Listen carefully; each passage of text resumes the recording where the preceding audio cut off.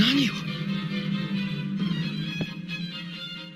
このひらめきを俺は信じる。イデオブルーアイズホワイトドラゴン。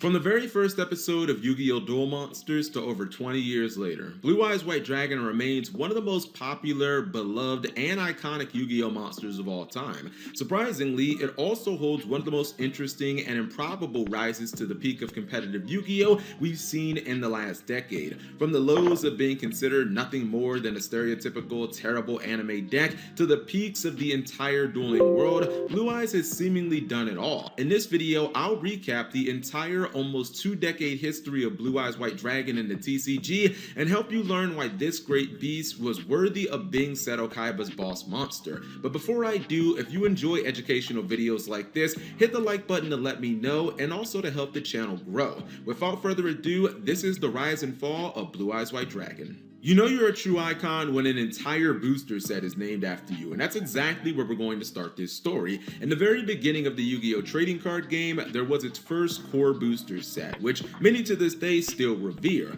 Legend of Blue Eyes White Dragon. Quite frankly, I think you could call this entire video The Legend of Blue Eyes White Dragon. LOB was first released in the TCG mid-March 2002, and of course, along with it, one of the faces of the entire Yu-Gi-Oh! Franchise. Blue Eyes White Dragon was an ultra rare and was highly sought after, not just because of the fanfare relating to it being Seto Kaiba's boss monster in the anime, but in terms of raw power, it had the highest attack value in the entire booster set. In fact, Blue Eyes was so much stronger and objectively better than every other boss monster in the game at the time that until the next core set, Metal Raiders and Bandit Keep's Barrel Dragon were released, there really wasn't any legitimate reason to run other 2 tribute monsters in the game. That was, unless you were specifically looking to make your deck based around one of the other anime characters like maybe Yugi or Joey, in which you'd run other monsters like Red Eyes or Dark Magician. In the very early days of the DM era, Blue Eyes' raw strength reigned supreme, and many duelists chose dragons as their beatdown deck of choice.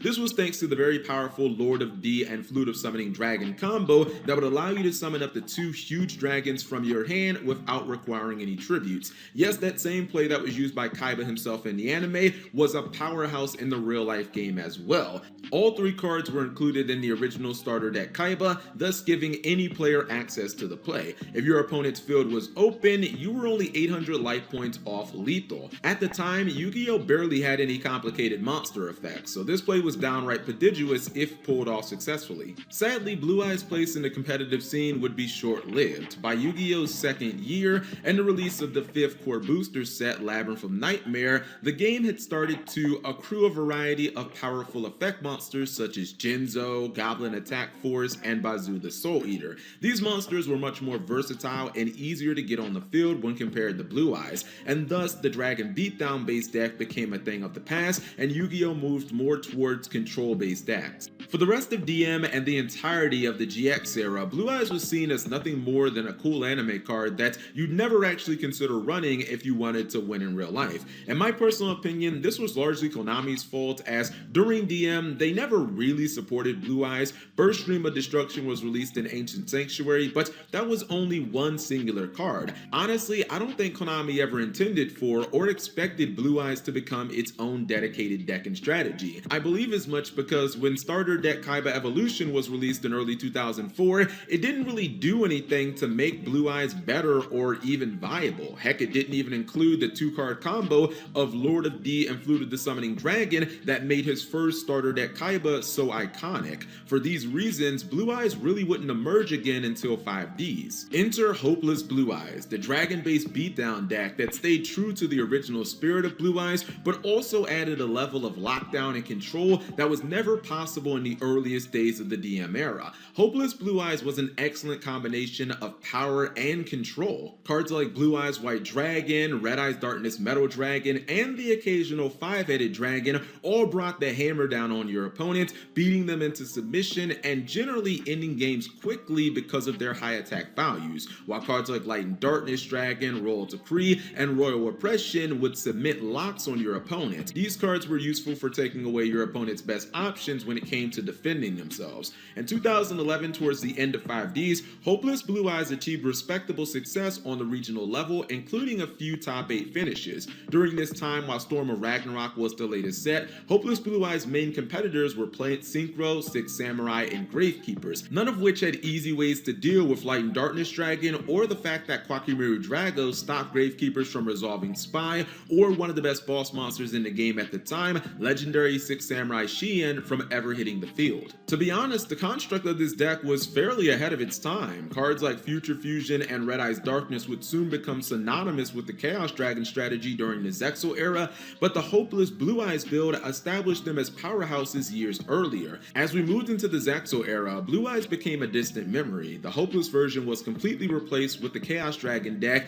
that would soon go on to win a YCS, and in doing so ensured Hopeless Blue Eyes' demise. Future Fusion was banned and Red Eyes Darkness Metal Dragon was limited to 1, so there really wasn't any point of trying to make the deck work anymore with so much lost power. But little did we know that as one door was closing around mid-2012, another would open the very next year. One thing you'll learn watching this video is while Blue Eyes White Dragon has no actual effect to keep it relevant over the course of history, the card has something quite possibly even better: Legendary DNA. Blue Eyes White Dragon, simply put, hit the Yu-Gi-Oh! Genetic lottery. Dragons are one of the top 2 or 3 most supported types in this entire game, and the light attribute falls only second to dark in the Yu-Gi-Oh! Trading card game. Heck, even level 8 has received generous amounts of support throughout the years. This time around, its dragon typing would become a huge benefit. With the release of the all-world powerful Lord of the Tachyon Galaxy booster set, the ridiculously powerful Dragon Rulers were released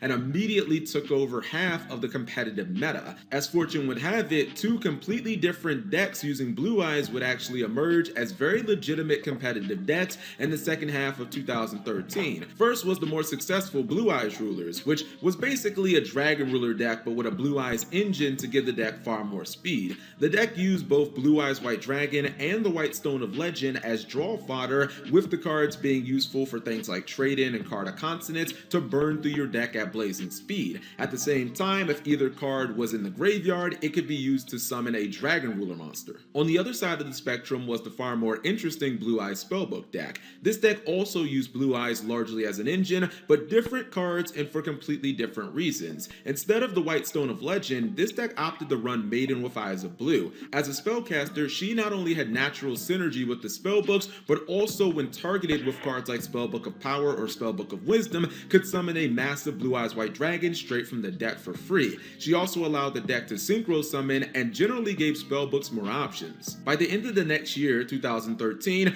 every Dragon Ruler card in Yu-Gi-Oh! Would either be banned or at limited status. This meant evolution and the creation of the far less powerful Mythic Rulers deck. It was a solid competitive deck, although nowhere near as powerful as the previous versions of Dragon Rulers, and once again, Blue Eyes would tag along for the ride for the same reasons that it saw play in the earlier builds. It's also worth noting that in late 2013, Konami actually gave Blue Eyes a full-on structure deck complete with a Synchro monster. It was completely unsuccessful at establishing Blue Eyes as a solid standalone archetype worth running, but it did give Blue Eyes a Synchro monster that saw competitive play. During the Arc V era, the real show began, and a once-in-a-lifetime ascension for Blue Eyes to the King of Games throne of Yu-Gi-Oh! This happened about halfway through the era, 2016, and for one very specific reason. During Arc V, Konami decided to release a new completely canon Yu-Gi-Oh! Movie based around the original DM characters. Seto Kaiba was to have multiple duels in this movie, and that would mean he would need new cards. Within 1 month, Konami released the booster set Shining Victories and the Yu-Gi-Oh! Dark Side of Dimensions movie pack. The cards released in these sets absolutely turbocharged the Blue Eyes strategy. New cards like Sage with Eyes of Blue, Dragon Spirit of White, and Blue Eyes Alternative Dragon Dragon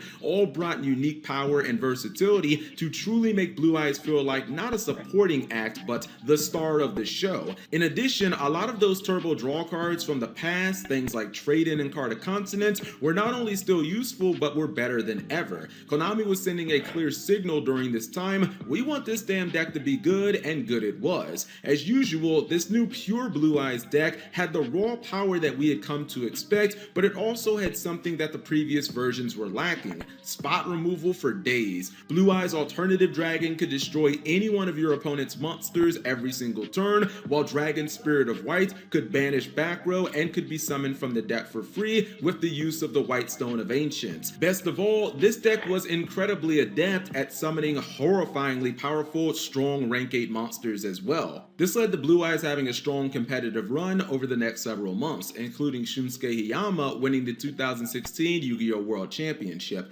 I should mention the finals was a duel versus Eric Christensen, who was also running Blue Eyes. So quite frankly, Blue Eyes didn't just win the 2016 World Championship, it dominated the event. Now I have to note that Blue Eyes benefited tremendously from the world's ban list that year, and a lot of decks were severely hurt by it, but nonetheless, it did win the event. Blue Eyes' success story during Arc V wouldn't just stop at Worlds, however. It would continue to have a great competitive run on the YCS and regional level for the remainder of 2016. In the first half of 2017, admittedly, Blue Eyes was starting to slow down significantly, but still showed some light promise with some regional top 8 finishes with various different builds. These builds included Galaxy Blue Eyes, Invoked Blue Eyes, and the Blue Eyes Chaos Max deck. By the end of 2017, as we entered the Vrains era, its momentum from Arc V was all but gone, and it seemed that Blue Eyes had once again faded into a distant memory. But unsurprisingly, it had one last act. Just as the great Dragon Rulers had revived Blue Eyes during Zexal, the incredibly powerful Guard Dragons did the same thing during Vrains. The Guard Dragons were a series of incredibly powerful Dragon Link monsters that single-handedly pulled the entire Dragon type out of the grave and back into the meta spotlight. These Guard Dragons allow Blue Eyes players to easily summon some of the biggest and best Dragon monsters in the game on a dime and with very little investment.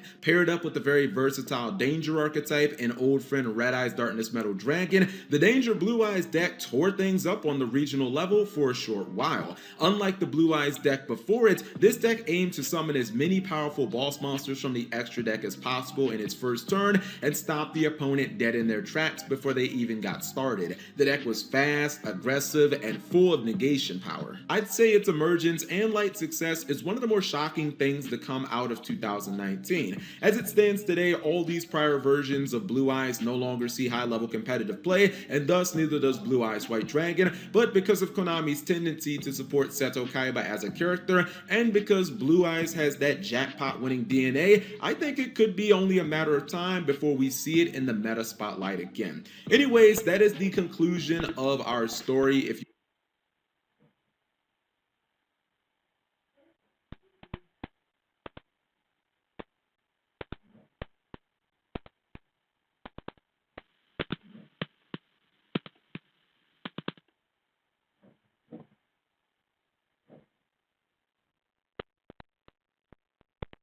Language initiates my stream. It says I'm still live. Yeah, I did. Well, I clicked it when I closed out. Are you on YouTube right now? Yep. Go to your studio. Go to your studio. Go to your studio. Go to your studio. Go to your studio.